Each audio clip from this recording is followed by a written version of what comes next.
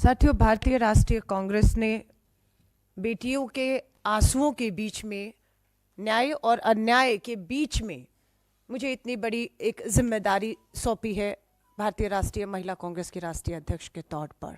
मुझे अपनी जिम्मेदारियों का एहसास है, उन उम्मीदों का एहसास है जो हमसे जुड़ी हुई हैं। मैं आपको वीडियो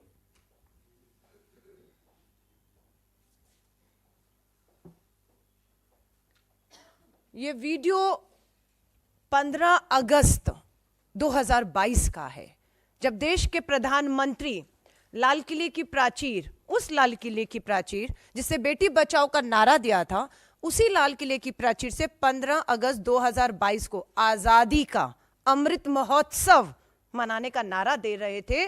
कथनी थी और करनी ये थी कि 15 अगस्त 2012 को देश की बेटी, उस समय 21 साल की, 5 महीने के गर्भ से थी, 11 लोग सामूहिक बलात्कार करते हैं, परिवार के सदस्यों की हत्या करते हैं, जिसमें 3 साल की मासूम बच्ची भी शामिल थी, उनको रिहा करते हैं और उसका जश्न, उनका स्वागत हार, मालाओं से, मिठाई से विश्व हिंदू परिषद के दफ्तर में होता है।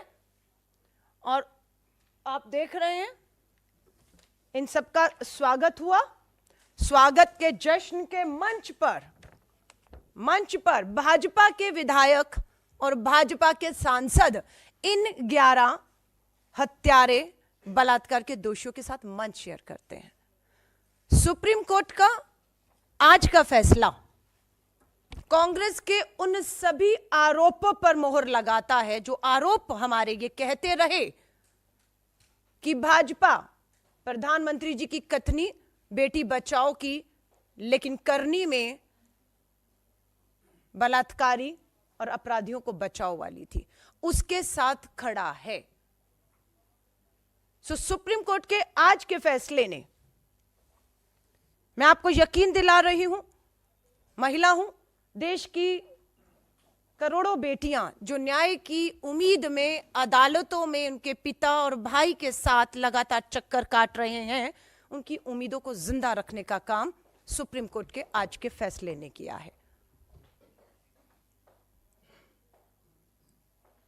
बताया आपको, गोधरा के विधायक को ये संस्कारी बलात्कारी लग रहे थे, उनके लिए संस्कारी शब्द का इस्तेमाल किया जाता है। अब बात यह है कि जब आजादी का अमृत महोत्सव, एक तरफ नारा, दूसरी तरफ बलात्कारियों की रिहाई और उसके बारे में उसका जश्न, हम सिर्फ एक ही मांग करते हैं देश के प्रधानमंत्री और भाजपा को, सुप्रीम कोर्ट के इस फैसले के बाद देश की बेटियों से, करोड़ों बेटियों से देश से माफी मांगनी चाहिए। आप पूरी तरह बेनकाब हो चुके हैं। सुप्रीम कोर्ट अगर आदेश ना देता तो ब्रजभूषण शरण के खिलाफ एफआईआर करने की किसी की हिम्मत नहीं थी। वो हिम्मत आज भी नहीं दिखाई दे रही है कि उसकी गिरफ्तारी से दिल्ली पुलिस अभी भी घबरा रही है। भारत जोड़ो न्याय यात्रा, लोग पूछ रहे थे क्या जरूरत है? उस मणिपुर से ये भारत जोड़ो न्याय यात्रा शुरू हो रही है, जिस मणिपुर में थाने के से आदिवासी बेटियों को खींचकर बाहर लाकर सामूहिक बलात्कार किया जाता है। ये यात्रा वहां से शुरू हो रही है। ये यात्रा हरियाणा से होते हुए पूर्व से पश्चिम के गुजरात तक, देश की बेटी बिल्किस बानो हो, साक्षी मलिक हो, या मणिपुर की आदिवासी बेटियां हो, या ये भाजपा के ये सारे विधायक हैं, ये सांसद हैं, ये पूर्व केंद्रीय मंत्री हैं, सब पे नाबालिग बेटियों के बलात्कार के गंभीर आरोप हैं। हाल ही में जो रामदुलार गौर एमएलए पर हुआ, 2014 का मामला है। 2024 में फैसला आता है कि भाजपा के विधायक नाबालिग बेटी के बलात्कार के दोषी, 10 साल लग गए प्रधानमंत्री जी 2014 से 24 में साबित करते ही। और आपका तो ये कहना था नाबालिग बेटी के बलात्कारियों को पोक्सो कानून में फांसी होनी चाहिए। अभी तक ये सभी के सभी भाजपा के सम्मानित संस्कारी सदस्य हैं, पार्टी से बाहर नहीं किए गए। आज भी, अभी भी जब मैं आपसे बात कर रही हूं। भारतीय राष्ट्रीय कांग्रेस, मुझे नहीं मालूम, अभिषेक सर मुझसे ज्यादा बेहतर जानते हैं, मैं सिर्फ एक शक है कि सत्ता, संख्या, ताकत के दम पर केंद्र की भाजपा सरकार ने सुप्रीम कोर्ट के फैसलों को अध्यादेश के मामले से पार्लियामेंट में पलटने का काम किया है। क्या इस फैसले को भी, जिसमें सुप्रीम कोर्ट का आदेश है कि 2 हफ्ते के भीतर भाजपा की राज्य सरकार, केंद्र सरकार की मोहर लगने के बाद 15 अगस्त को 11 बलात्कारी हत्यारों को जो रिहा किया है, 2 हफ्ते में उन्हें वापस जेल भेजना है।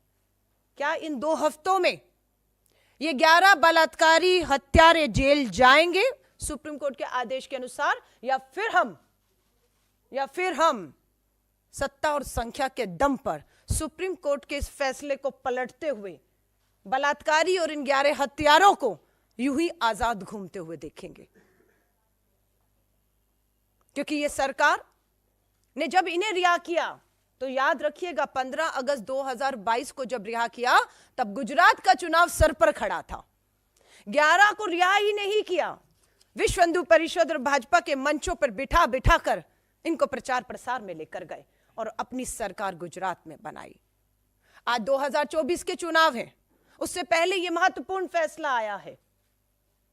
अब क्या 2024 में से पहले ये जेल जाएंगे इसी महीने, जो 2 हफ्ते का समय सुप्रीम कोर्ट ने दिया है, या अध्यादेश लाके सत्ता और संख्या के दम पर इस फैसले को पलटकर 24 में ये फिर 400 पार का भाजपा का नारा, हैट्रिक के नारे को ये बलात्कारी और ये इनके विधायक मोदी जी के लिए, भाजपा के लिए साकार करेंगे? ये देश पूछ रहा है, ये देश पूछ रहा है। क्योंकि गुजरात चुनावों के पहले रिहा हुई, 2024 के चुनाव से पहले यह फैसला आया है, और हम देश के प्रधानमंत्री को कहते हैं, आइए देश के सामने, 10 साल हो गए आपके जुमले, आपके नारे हकीकत से कोसों दूर हैं। आपको बताया अपराधियों के साथ सरकार कहां खड़ी है। हरियाणा में बार बार एक बलात्कार के दोषी उम्र कैद में उन्हें आप बार बार बेल देते हैं। ब्रजभूषण की एफआईआर, गिरफ्तारी नहीं होती, न्याय नहीं मिलता है। मणिपुर की बेटियां यहां पर आपकी दिल्ली की दहलीज पर, जंतर मंतर पर अपना सर पटक पटक कर चली गई, उनके लिए भी एफआईआर और कानूनी कार्रवाई सरकार करे, सुप्रीम कोर्ट को फटकार लगानी पड़ी। तब हरकत में आई केंद्र की और मणिपुर की सरकार, और आज भी केंद्र और गुजरात में भाजपा की सरकार और सुप्रीम कोर्ट का यह फैसला पूरी तरह से भाजपा को बेनकाब करता है। हम सुप्रीम कोर्ट का धन्यवाद करते हैं कि उन्होंने ऐसे समय पर, जब करोड़ों बेटियां न्याय के लिए उनके पिता भाई चक्कर काट रहे हैं और सरकार में बैठे लोग बलात्कारियों को पूरी तरह से संरक्षण ही नहीं दे रहे, अपने प्रचार और प्रसार में उनका पूरा इस्तेमाल अपराधियों का कर रहे हैं, ऐसे समय में सुप्रीम कोर्ट का यह फैसला देश की करोड़ों बेटियों में एक उम्मीद, न्याय की उम्मीद को जिंदा रखता है। और भारत जोड़ो न्याय यात्रा का मात्र एक मकसद था, मणिपुर से लेकर गुजरात और देश की अनेकों बेटियां जो न्याय की उम्मीद में बैठी हैं, और हमारा यही है कि यात्रा कब तक, भारत जोड़ो न्याय यात्रा कब तक, भारत जोड़ो न्याय यात्रा न्याय का हक मिल जाने तक।